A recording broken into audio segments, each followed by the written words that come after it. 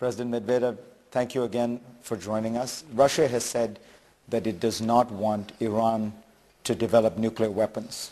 The Prime Minister Putin has said that, you have said that, yet the International Atomic Energy Agency says Iran is not cooperating to give the world confidence that it has a purely civilian program. Iran says it will no longer negotiate on this issue, and yet Russia says it will not support any further sanctions against Iran. So is the policy of not wanting Iran to develop nuclear weapons on Russia's part, are these empty words, or do you have concrete steps you are willing to take to prevent Iran from developing nuclear weapons? We have quite developed relations with Iran, so I can judge Iran's intentions not by rumors or intelligence, but by the real picture. I certainly believe that Iran needs motivation for the right kind of behavior regarding nuclear issues. We have no doubt about it. Second, Iran has to cooperate with the IAEA. It has to cooperate with the international agency, as it's obliged to do so. Third, we have to form a system of positive motivation for Iran to want this cooperation. On the 9th of September, Iran expressed its suggestions on the most complicated issues which are being analyzed now. Before discussing any additional sanctions, we should use up all the free running, all the air that is there. This would be responsible behavior from the international community. Yes, we should stimulate Iran, but we should also be absolutely sure that there are no other options and that our Iranian colleagues are just not hearing us for some reasons. I believe this would be the easiest and the most pragmatic standpoint. But do I take you to be saying that Iran does have an obligation to cooperate with the IAEA, and if it does not, is Russia willing to step up to its responsibilities as a world power and press in the United Nations and in other ways to ensure that Iran does cooperate? Iran obviously has to cooperate with the IAEA if it wants to develop its nuclear energy aspect and its nuclear program. This is its obligation, not a choice. Otherwise, the question will arise, what is it really doing? This is obvious. And Russia is willing to exercise its responsibilities? It certainly is. Let me ask you about another issue relating to this. Russia has agreed to sell Iran the S-300 anti-aircraft, anti-missile system. When will you deliver it to Iran? We really do have a military aspect in our relationship with Iran. We believe this work should fully meet the international requirements on the part of Russia, as well as on the part of Iran. We have never supplied and never will supply to Iran anything that goes beyond current international law. If we had supplied anything or would supply, it would be the defense systems, and this is our clear standpoint.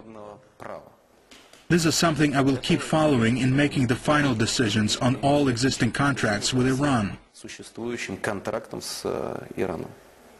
You know that there are many people in Israel who say that if you deliver that system, the Israelis will feel they will have to strike Iran before the system is deployed, because once that system is deployed, an Israeli attack on Iran becomes much more difficult.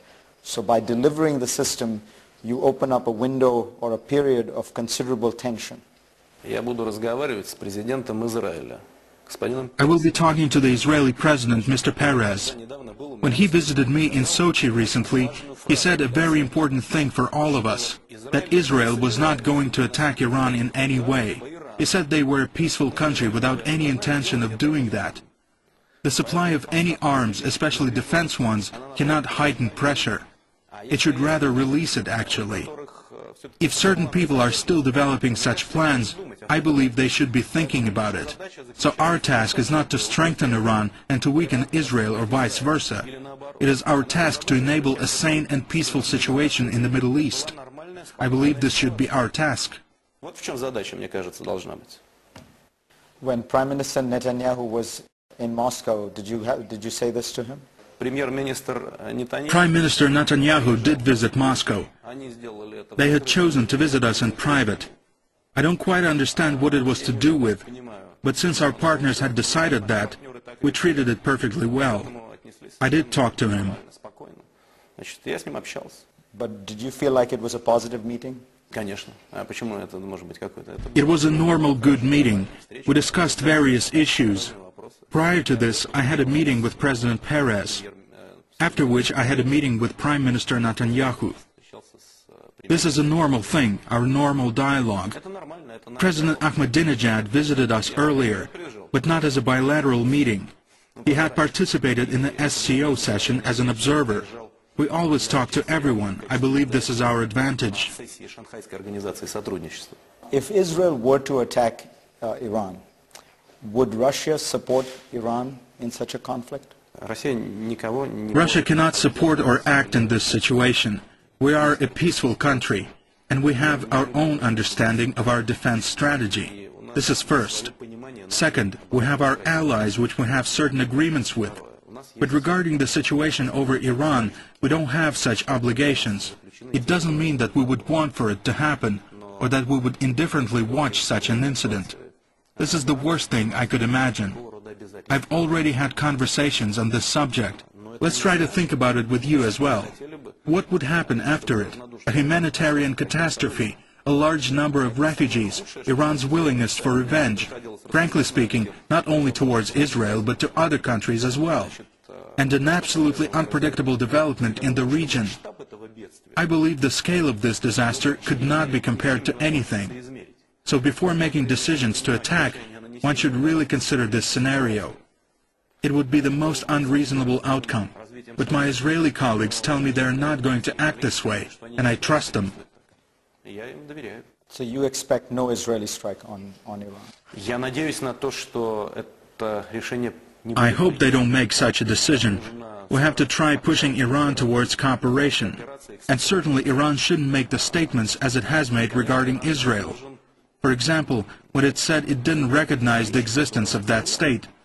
This is unacceptable in the modern world and in the modern system of the foreign affairs. This is something Iran should think about.